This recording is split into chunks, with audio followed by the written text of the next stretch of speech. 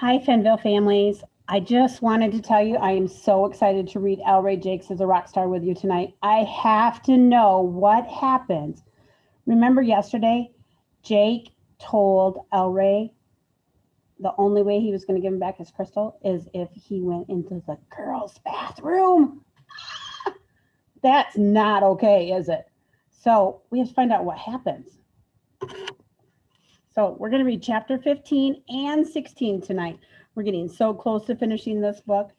We are on page 89. Grab your book. Chapter 15, screaming and yelling. I would assume with a boy in the girls' bathroom, there'd be a lot of screaming and yelling. What's the plan? I whispered to Emma as she and I march across the darkening playground toward the school building. I don't like having a girl help me, but I'm desperate. I just hope she actually has a plan. Emma has been known to get carried away sometimes and promise stuff that she can't deliver. It's because she wants good things to be true, and that's the thing. Annie Pat ran ahead to empty out the downstairs bathroom, Emma whispers back. So she'll be the official girl in the girls' bathroom, and I'll stand guard at the door, and then you go in, so you'll be okay in there. No one will dial 911 or anything.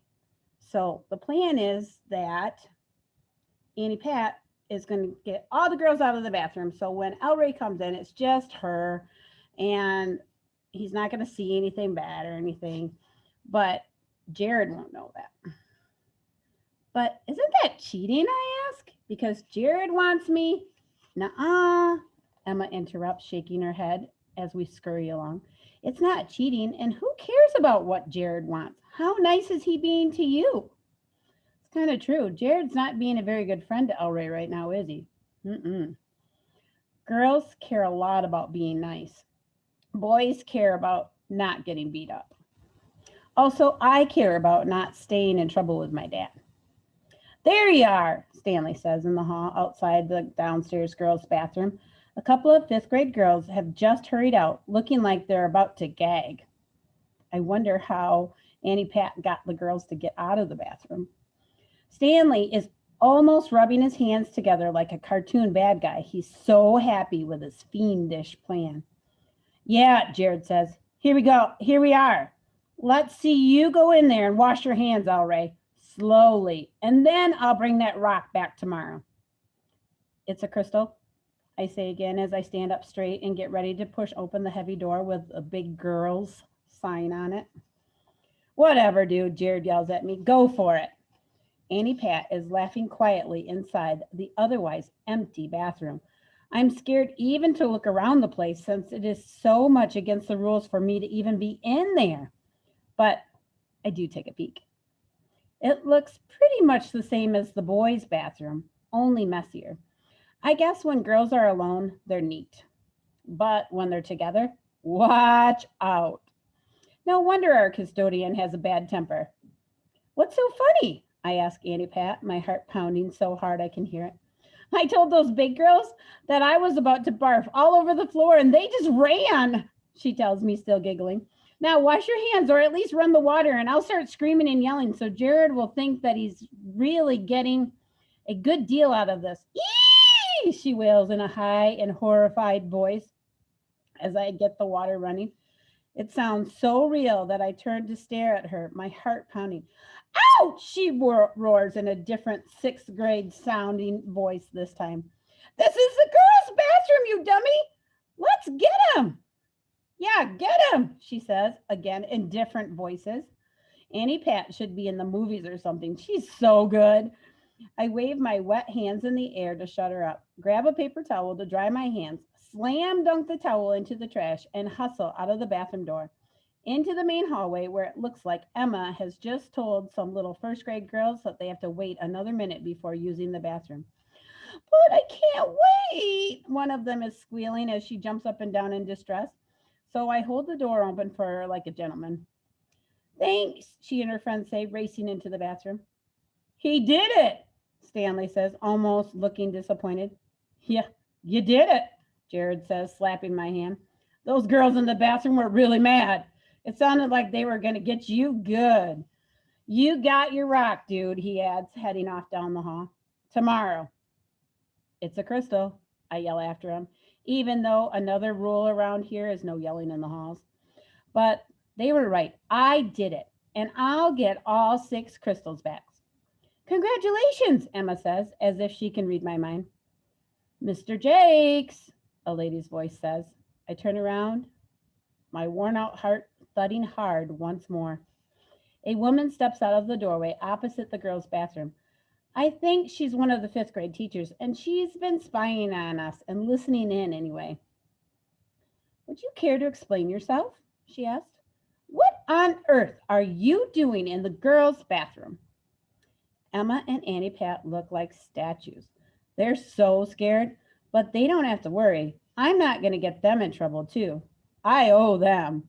And even if I didn't owe them, I wouldn't say a word because this is my fault.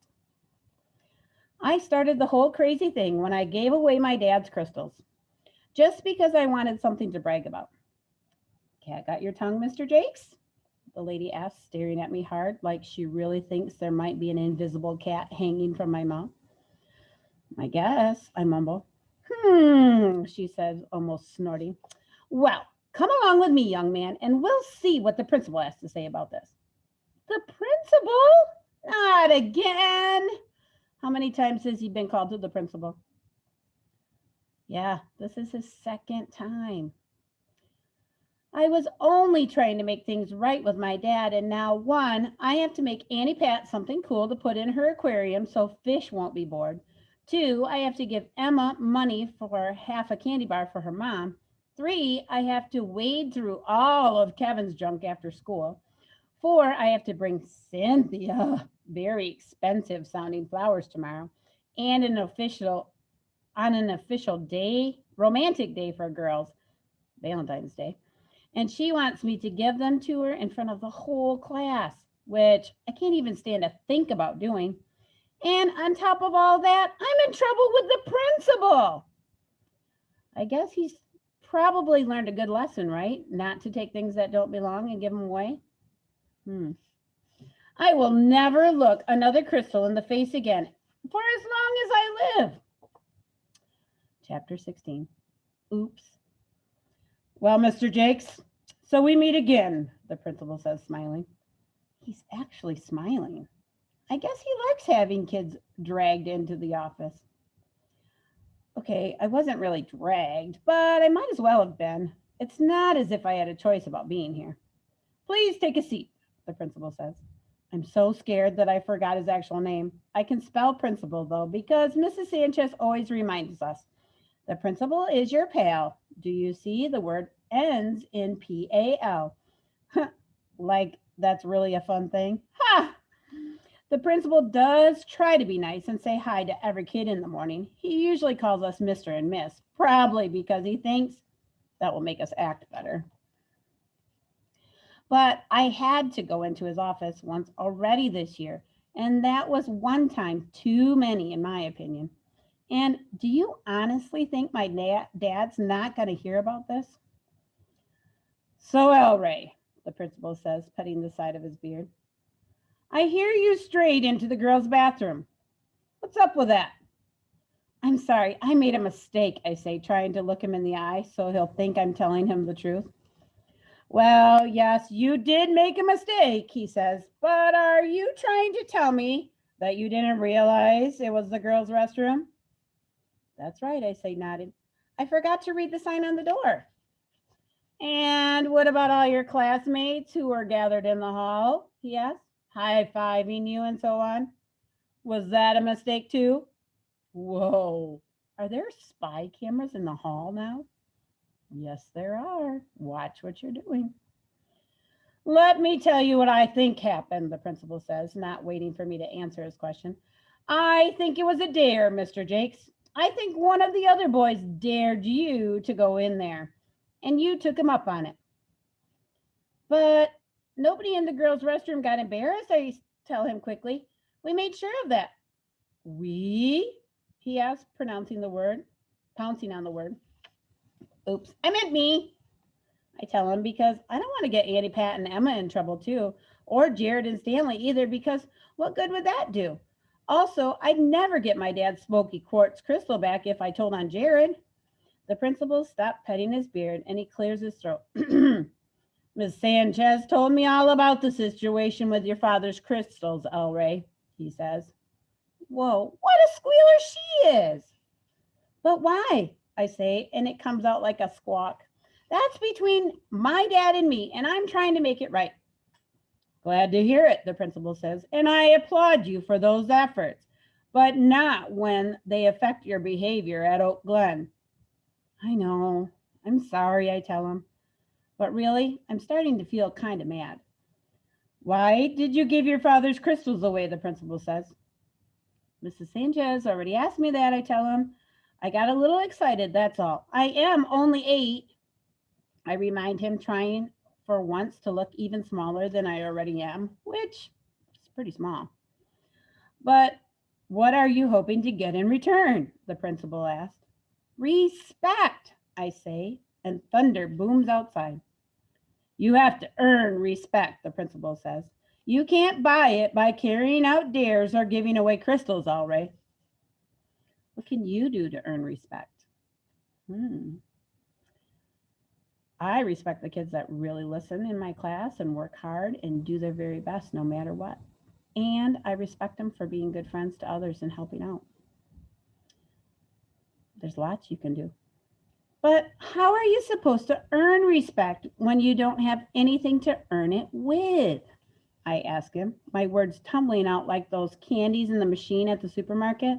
The machine that always gives you the wrong color candy as if by magic. I'm too short to be chosen first in sports, I say, pointing out the obvious. And I'm not all that great at anything yet except having fun, to tell the truth. So I was trying to use my dad's stuff to get respect, the way everyone else in my class does lately. The boys anyway, but the whole thing backfired. Ah, says the principal. I wanted the kids to see how great my dad is, I say, even though he'll never buy a humongous TV like Corey's dad or an ATV with flames on it like Jared's dad. Some kids do a lot of bragging about their folks in primary school, even these days, the principal agrees. Just the way some kids do a lot of complaining about them in middle school and high school. But you have to learn to stand alone, Mr. Jakes, and be judged on your own merits. What in the world does that mean? That means to be your own person. Don't let what other kids say drag you down, okay? I don't really know what he's trying to say, so I keep my mouth shut. That's usually the best thing to do at times like these. Just another hint. The principal laughs. You're a good kid, EllRay. And you have a lot to be proud of now. Like what? I mumble, staring down at my sneakers. I wonder what the principal thinks he is to be proud of. Think about that. Like, you're a good friend, he says. For instance, look how loyal you're being to the other kids involved in the restroom caper. And you try to make things right when you mess up. That takes guts. Yeah, well, I mess up a lot, I admit reluctantly. So I guess I have a lot of guts inside me. Everyone makes mistakes, the principal said, but not everyone takes responsibility for their mistakes the way you do. You're a stand-up guy. I admire you, Mr. Jakes. I think your father is a very lucky man. So do you think you earn respect by taking responsibility for your mistakes? Yeah. And you know what else? You can learn a lot from your mistakes too. Everybody makes mistakes, but we might as well learn something from them. I peek at him to see if he's joking. He looks pretty serious, and it's hard to tell with that beard covering so much of his face. You do? I finally ask. He nods. I do, he tells me, but I want you to promise me that you'll stay out of the girls' restroom for at least another week. Now he is joking. Yeah, for the rest of my life, I promise. Well, okay then, he says. Are you going to tell my parents? I asked, looking out the window at the rain. Oh, he says, I think we can keep this between us, don't you? I nod yes, of course, because I really, really think we can. Really. Whew. Why isn't the principal going to call EllRay's parents about the bathroom incident? Do you think it's because the principal's pretty proud of him for taking the responsibility to get all his dad's crystals back after he made that big mistake of taking them. Probably. We're going to have to find out what happens at the end tomorrow. Remember? Hopefully he can get all of his crystals back. Do you think Cynthia will make him feel really bad for having to bring her flowers? Ugh, I can only imagine. Can't wait to read tomorrow. See you. Bye.